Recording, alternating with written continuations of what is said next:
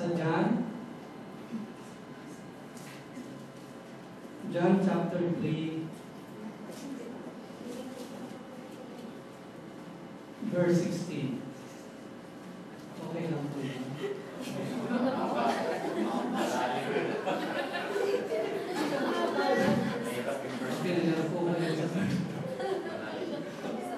Okay, sabay-sabay po natin yung masahe.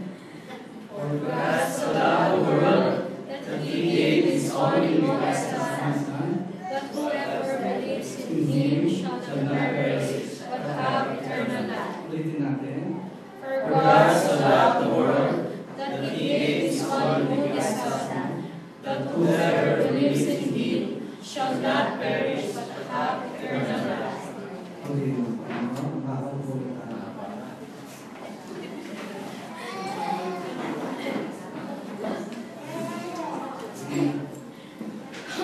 Ang topic po natin, kung matatandaan nyo, yung the mystery of Christ will revealed. Kung tatalpukin to, ang misteryo ni Kristong kaloob ay nahayag. Okay. At kung matatandaan nyo, ay tinalakay ni Pastor Joe sa Ephesians. No? Sino nakakatanda yung acrostic ni Pastor Joe? Yung gift, no? Kaya nga sa mga nandito may gift yan sa sinabi ko. Gift. Letter G, ano yun? Gentiles. Yung I, inheritance. At yung F, freedom. At yung D, transformation. Maganda naman.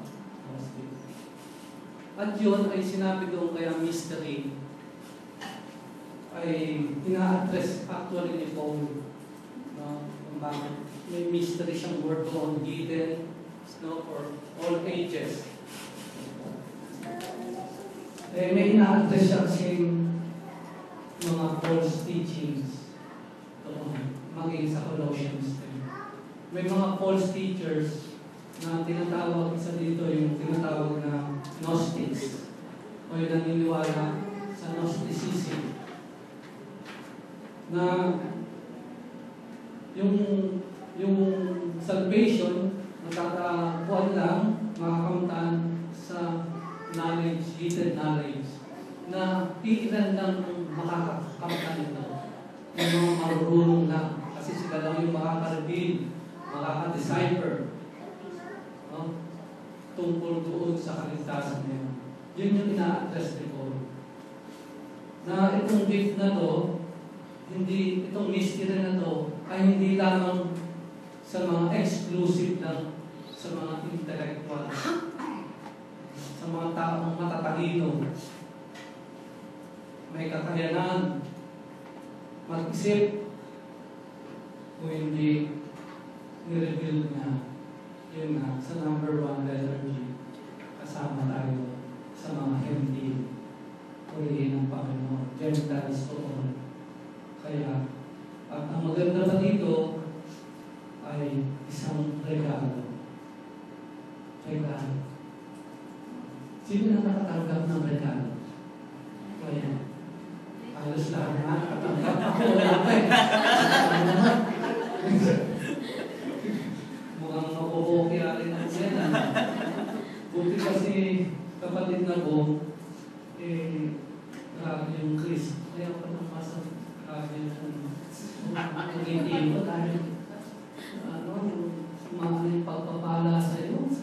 Kaya lang, hindi namin natikman. Mamaya magkita tayo sa Vikings, ha? Busugin mo kami. Ano yung pagpapala? Dahil po si Pastor Nancy. May tanong po ako sa inyo. Ano kaya yung tinanong ko rin ito sa Christmas party ng mga Sunday feeding, child care center? Ano yung best gift na tanggap mo sa inyong buhay? Nare-recall mo ba na remember? What best gift or perfect gift masasabi mo did you receive in your life? Wala bata pa kayo, mga ganito. Kung sa meeting ko, sabi ko, iPhone na. Ano pa? Ano pa yung best gift? Maliban kay Christ, pero Yung iba sinasabi, asawa. No? Yung iba naman, anak. Yung iba naman, doon sa dami lagi, tinanong ko sila, yung makapunta daw siya sa ibang bansa. Kasi hindi naman daw siya nakapag-aral. Pero narating na yun. Naging na siya cook sa pagko. At hindi naman siya natapos ng high school. Grade elementary lang natapos. Sabi ko, pastor, yung best gift ko. Yung pang-asawa, anak. Yung ba naman, ayaw na yung asawa. Mas importante na yung anak, yung asawa. Ayaw mo alala yung asawa ko. Start na kayo alam mo. So, iba-iba, yung iba bagay talaga, no? Yung mga redos. Siguro si, ano rin, no? Pastor Nerds yung magiging best gift niya, asawa rin. Kaya lang, hinahanap pa natin. Hidden nga yun, mystery na, hidden pa rin kay Pastor Nerds.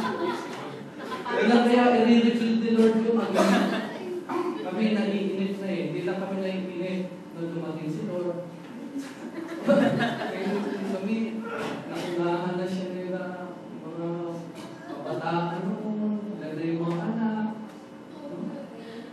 So, sa tingin ko yung best gift. At saka saan makikita niyo? Where can you find the perfect or best gift this Christmas? Sa Bustans ba? Sa hotel? Ano ba? Sa SM? Sa Robinsons? Yung best mall? Sa Divisoria? Sa Baclaran? Pero yung isa sa dami lagi, yung nanay niya, hindi ko ako lagi na masasagot rin yun. Nasagot niya yung spiritual sa amin ng pastor. Best gift ko ay nung tinanong ko sila na ano sa kanya. Kasi naasahan ko, hindi niya maano yun yung nanay niya. Pero natuwa ko. At saka, yun yung best gift, no? Amen ba? Si Jesus. Yun yung sinasabi ng mensahe sa Ephesians at ngayon sa John 3:16. The best gift ay si Jesus.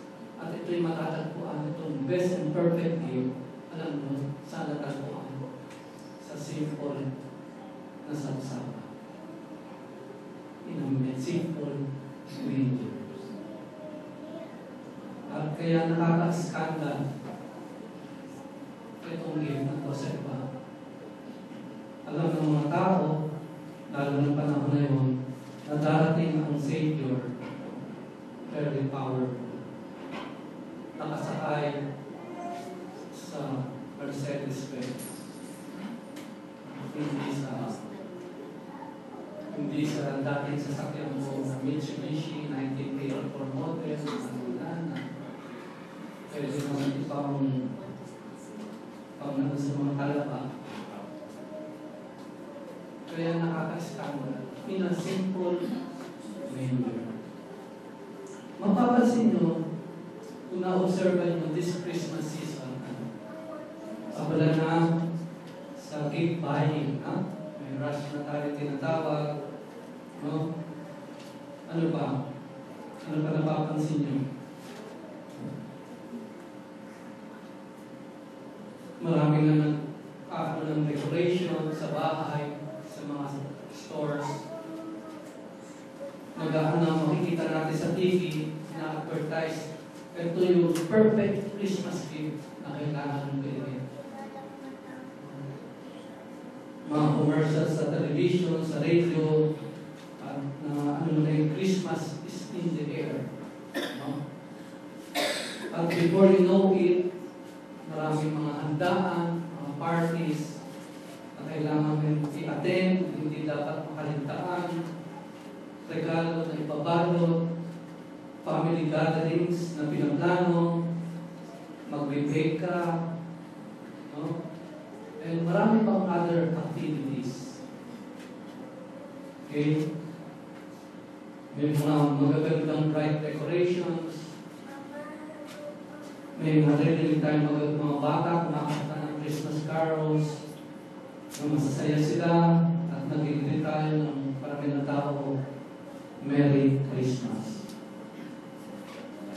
That give impression that everybody is glad that Jesus Christ came to earth. Pero nakakalungkot sa gitna ng mga magaganda at commendable na tradition na bibigay tayo. Pero nakakalungkot at may danger. Isang danger doon sa tingin nyo. That pag dumarating natin yung Christmas season, Christ is acknowledged less and less. Nataan nyo na si Christ nawawala doon sa celebration. Christ has been detached from Christmas. And the season is now apparently just a time for being kind and ensuring that no one is lonely. This time of year is more than just a season to be kind. Parang, kasi Christmas, kind tayo, mabait tayo sa isa't isa, magbigayan tayo. Yun yung nangyayari. Pero si Christ is detached sa pag-celebrate natin. Ano pa? Ano pa napapansin nyo na naka-crowded na activities na si Christ nawawala yung true and real meaning of Christmas. Nabanggit nga natin si Pastor Gerald, yung isang pastor na nag-speak kahapon sa San Juan. Sabi niya, umattend siya ng Christmas party, ito siya ng mga public school teachers. Pero nung sa isang program, mayroong word of God, share message. Anong ginawa ng mga teacher? Parang nabasto siya. Pagdating sa word of God, wala. Nagkanya-kanya yung mga teacher. Nagpipictura. No? Naghahanda ng magbulutan ng regalo. So yun yung sinasabi. Yung tunay na Christmas celebration na wala. Mas napopokus sila naman doon sa malapit mo. Kailangan makakuha ako ng ganitong rahapon lang. Nakakrown na. Buti sa atin, nakakilala sa Panginoon. Una natin na makinig sa salita ng Panginoon dahil siya ang dapat sambahin. Siya yung birthday celebrant si Jesus. At yun ang ginagawa ko rin pag-reunion namin sa bahay. Ang side ng misis ko at side namin hindi nawawala ng message. And mga palamuti na lang yung keeping tayo exchange. Palamuti na lang. Because dahil sa Panginoon. Sabi dito, beware of keeping Christmas but losing Christ. Sino dito paborito ay Belen? Yung decoration Belen. Belen ba tawag ko? Si Mary, si Joseph, tsaka si Jesus. Diba? Belen ba yung decoration? Meron kasi istorya na meron mga magulang na tatay niya, maliit pa ng bata. Eh, tinuturuan na niya, ipaliwanag yung Belen Christmas. Sabi niya, anak, yung bata na yan, yung baby niya, si Jesus, sabi niya, very, very special na tao. Yan yung sinabi. Ngayon, ang malapit ng Pasko, ay sumama yung bata, mag-shopping, kasama yung nanay at saka lola. At nandun na sila sa shopping mall, ay pinakita ng sales lady, magaganda ang laruan, mga decoration, fascinated yung bata. Pero nakita niyo doon, wala si baby Jesus. Sabi niya doon sa sales lady, where is the baby Jesus?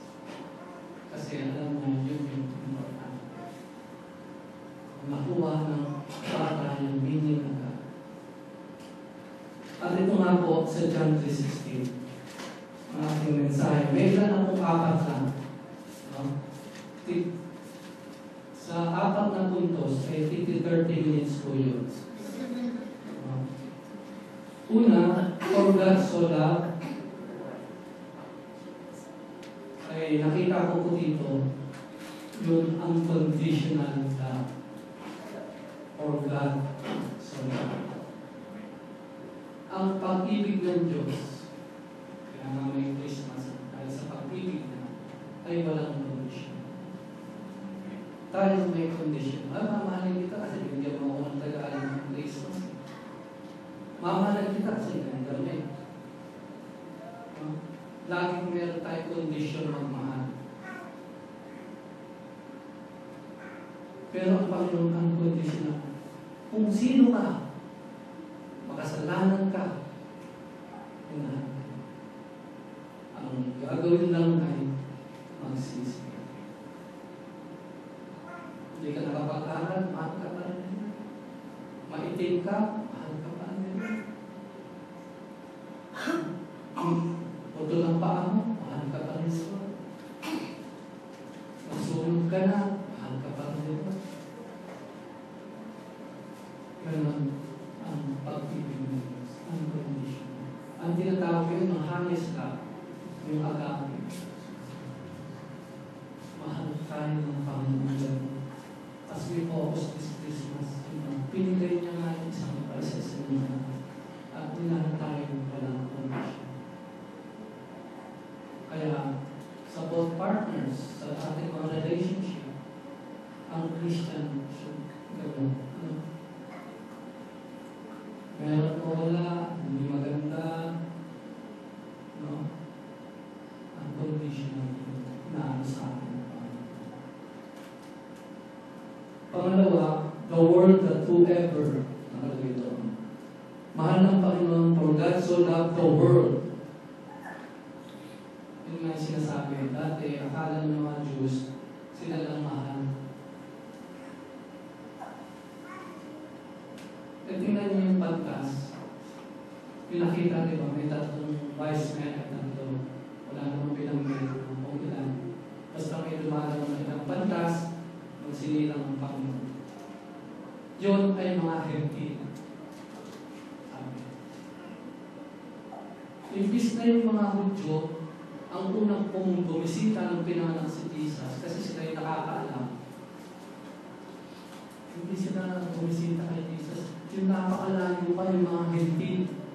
Ang humanap, nagbiyahe ng kalayo-layo, thousands of miles, just to search and worship the King of Kings and Lord of Lords. Ano sinasabi doon? Pinapakita ng writer ni Matthew na ang kaligtasan, yung gift na si Jesus Christ, ay for all the world. Jews ka man o hindi ka Jews, Greeks ka o ano ba man lahi mo, open. Ang gagawin lang ng tao ay to receive that. So, hindi lang niya mahal ng Pilipinas, tigadamay lagi, Pusnaligas, Kamyas, hindi lang ang Pilipinas, kundi Africa, Germany, lahat that will open their hearts, that they will offer the room of their hearts to Jesus. Unlimited. Walang boundary. Boundless. Tayo magmamahal tayo. Mamahalin kita kasi pinubayan na rin. Ano lang tayo ha? Tayo lang ha? Bisaya, huwag natin na rin yan ha? Yung mga Bisaya mo, mahalin natin. Tayo lang. Meron mga barriers sa pagmamahal. Mahal natin yung mga tayo lang ha? Yung mga kasosyal natin ha? Pero pa, sa pwera na natin ha, may tayo dito. Nililimitahan natin. ang Panginoon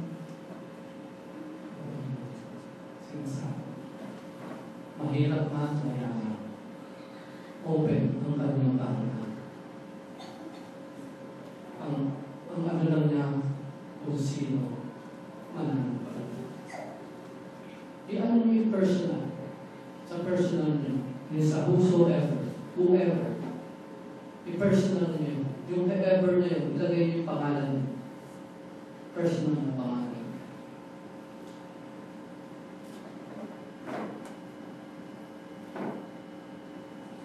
Nananiwala ka sa Panginoon. And then, pangatlo, He gave His one and only Son. Unselfish love. Binigay niya. Sino dito magbibigay na merong isang anak ibigay na? Kahit pasoy na anak, ibigay na. Amazing. Parang ano sa akin hindi mo mahilig pa. At yung binigyan pa niya, kaaway. Tayo yung kaaway tayo dati. Hindi niya yung pagpilitan. Ikaw ba bibigyan mo yung kaaway mo? At kaysa isang mukhang anak. Pwede bigyan mo siguro lason. Sa galit mo. Pero anak mo ba? Hindi pwede. Kasi by nature, selfish tayo eh. Gusto natin, di ba? Pag ano na, pag na. Umumaw na. Gusto natin tayo na mauna eh. Lahat eh. Kaya nga naiingit pa tayo eh. Pero ang Panginoon, dahil sa pagmamahal na, sige, buong ibigay ko siya na ang gagawin mo lang, pasalamat at tagapin mo yung anak ko.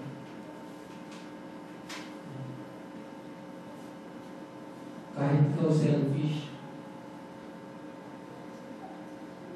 So una, unconditional love. Pangalawa, si Jesus ay unlimited love. Pangatlo, siya ay may unselfish love. Pang-apat, yung tinatawag na yun ako na unassuming love. Sabi doon, shall not perish but have eternal life. Ibig sabihin, baka lang. Yung pag-ibig niya, baka lang. Ganyan, akala ko, hindi totoo. Bakit? Sure. May assurance tayo sa pag-ibig na pag sinabi na isasama kita sa langit na nanampalataya ka sa akin, isasama ka niya. Sure yun. Talagang sure kahit isasama sa langit. Wala kang hesitation. Yung pag-ibig niya pa. Sinabi niya, siya ng pera, hindi tayo mapapahama. Pagkos, isasama niya tayo sa langit. Kaya, I think this is the challenge. Pag meron tayong party, hindi mo maganda nga yung party rin kasi. Pero hindi tayo na sinasabi natin yung love ni Jesus. Doon sa mga umaten ng party natin. Na-share natin ito kung bakit may Christmas. Kasi minsan pa sa sangkatauhan, hindi lamang historical si Jesus, kundi pinanganak siya hindi lamang sa history, kundi i-challenge natin, ipanganak rin siya sa iyong puso. Kaya nakakalungkot kagaya ng nanganak, si Mary naghahanap ng laguluhan na si Baby Jesus. Wala nang buwan. Diba? Kaya napunta siya sa sapsapan. Ganun din sa panahon natin. As if, sa celebration, there is no room for Jesus.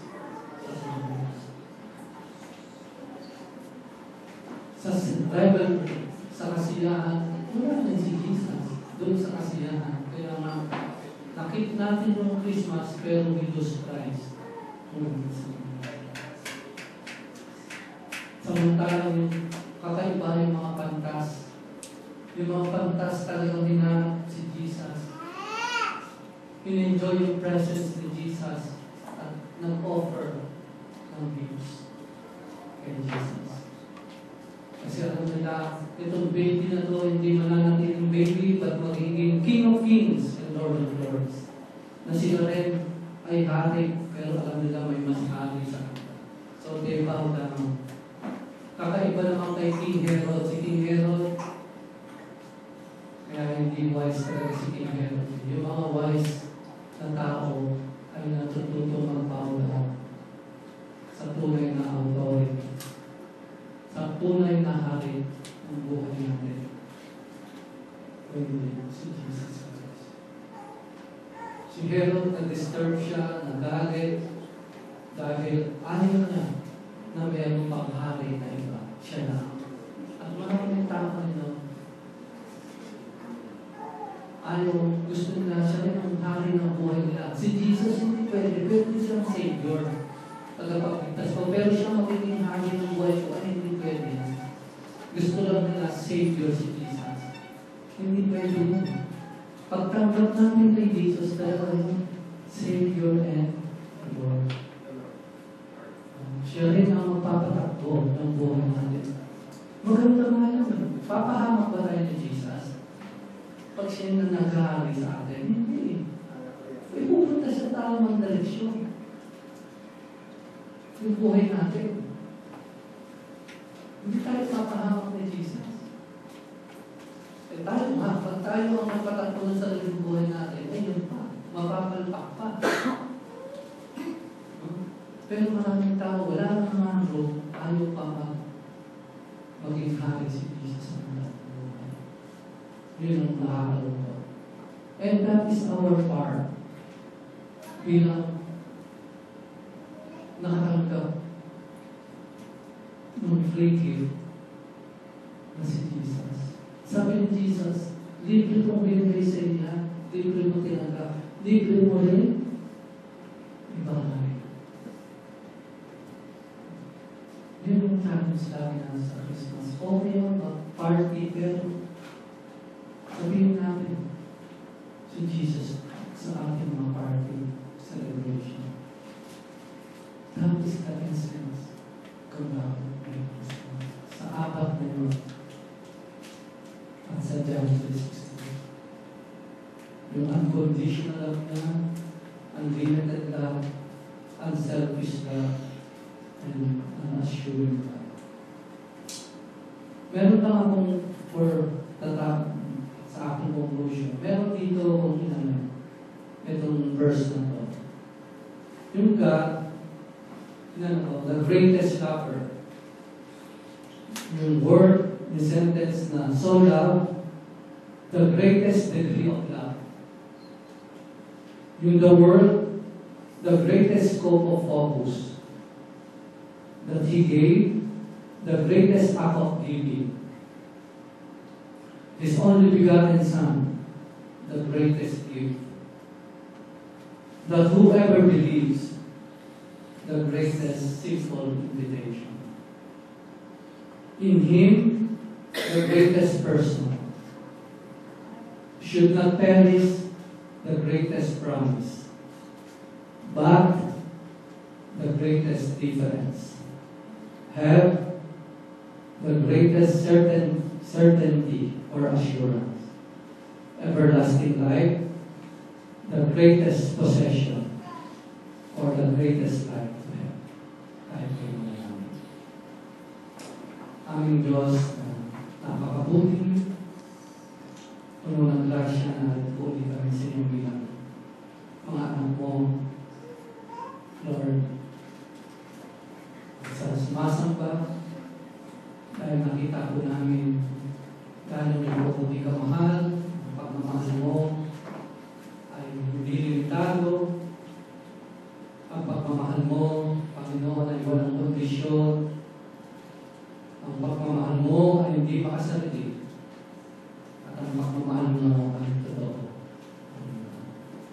At sa aming pag-celebrate ng kapanganakan mo, Lord, tulungan mo kami na isang challenge sa amin na may bahagi ito pag-ibig sa mga kaibigan namin, sa mga katrabaho namin, sa mga kaklase namin, sa mga kapitbahay namin, mga kamag-anak namin, na hindi pa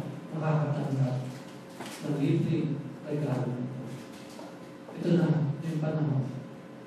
Sila ay makatanggap the best gift that we will ever receive, the perfect gift of God. And that is the person of Jesus Christ. We bring back the glory and honor. In Jesus' name, amen. God bless us.